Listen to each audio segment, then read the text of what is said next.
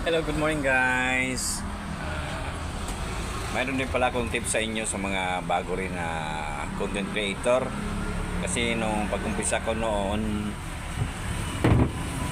pag gawa ko ng vlog,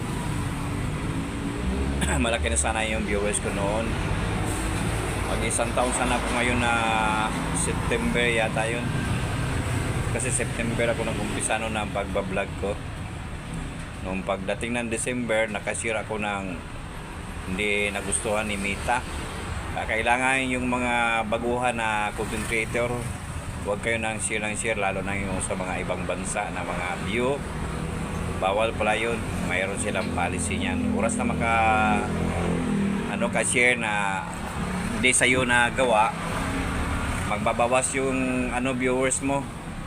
Kaya nung share ako ng sa view sa ibang bansa, nagkaroon ako ng violation. Yung viewers ko na abot na sana yun ng 10,000 viewers, bumawas hanggang maubos yun. Kaya nag-stop ako, nagpahinga muna ako ng mga 2 buwan yun.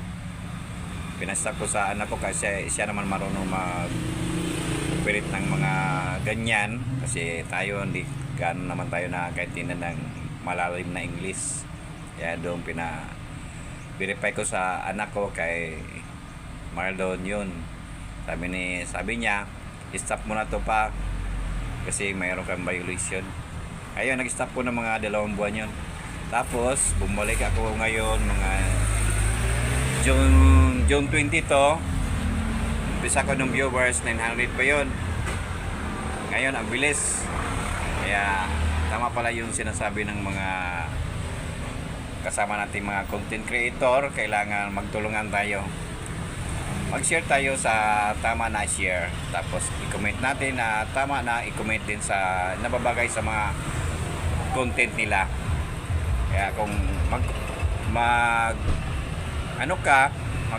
ka sa mga content na hindi maganda, violation pa rin yun.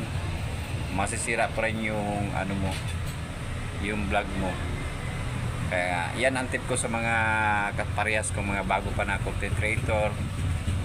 Sana kung mag-share kayo yung maganda o kaya mag-comment kayo yung sa tama lang. Okay guys, yan lang guys. Good morning sa inyong lahat. Bye bye. Saka sana always God bless. Hindi natin kalimutan lagi si Lord, kaya siya laging gabay natin sa araw-araw.